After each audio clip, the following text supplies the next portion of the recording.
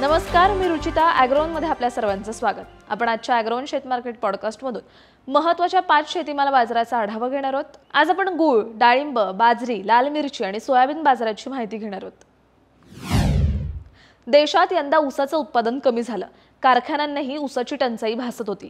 गुऱ्हाळांनाही यंदा ऊस कमी मिळाल्याचं गुऱ्हाळ चालकांनी सांगितलं। याचा परिणाम गूळ उत्पादनावर झाला। गेल्या वर्षीपेक्षा यंदाचे गुळाचं उत्पादन कमी असल्याचं व्यापारी सांगतात। त्यामुळे गुळाचे भाव टिकून आहेत। सध्या गुळाला गुणवत्तेप्रमाणे राज्यातील बाजारात 4000 ते 4500 रुपयांच्या दरम्यान भाव मिळतोय। यापुढील काळात गुळाला मागणी वाढत जाऊन दरालाही आधार मिळू शकतो, असा अंदाज गूळ बाजारातील व्यापारी व्यक्त करतायत। डाळिंबाचा उठाव कायम आहे। डाळिंबाची बाजारातील आवक कमीच आहे। पावसामुळे काही दिवस डाळिंबाची आवक वाढलेली दिसली, मात्र पिकाला फटकाही बसला। परिणामी पुढील काळात बाजारातील डाळिंबाची आवक सरासरीपेक्षा कमीच राहण्याची शक्यता व्यापारी व्यक्त करतात। सध्या राज्यातील बाजारात डाळिंबाला गुणवत्तेप्रमाणे 6000 ते 9000चा दर मिळतोय। डाळिंबाची बाजारातील आवक सरासरीपेक्षा कमीच राहण्याचा अंदाज आहे। त्यामुळे दरही आणखी काही आठवडे टिकून राहतील, असा अंदाज व्यापारी व्यक्त करतात।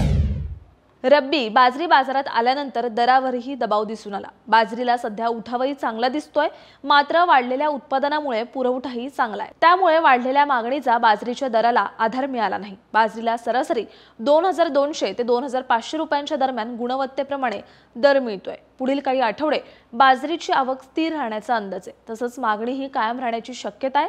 त्यामुळे बाजरीचे दरही स्थिर दिसू शकतात, असा अंदाज बाजरी व्यापारी व्यक्त करतात। लाल मिरचीला सध्या चांगला उठावे। लग्न समारंभामुळे मिरचीला मागणी आहे। तसंच मिरचीची बाजारातील आवक सरासरीपेक्षा कमी दिसते।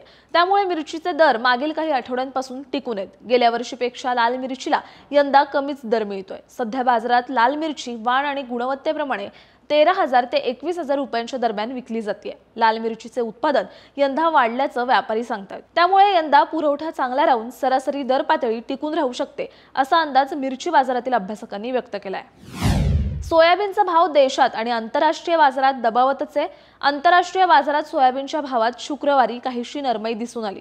दर पुन्हा $10.46 प्रति बुशेल्सवर आले, तर सोयाबीनचे वायदे $294 प्रति टनांवर बंद झाले होते।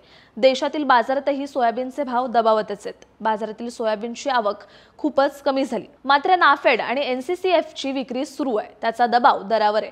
सोयाबीनचा भाव आजही 4100 ते 4300 रुपयांच्या दरम्यान आहे। सोयाबीन भावाची ही स्थिती आणखी काही आठवडे दिसू शकते, असा अंदाज सोयाबीन बाजारातील अभ्यासकांनी व्यक्त केलाय।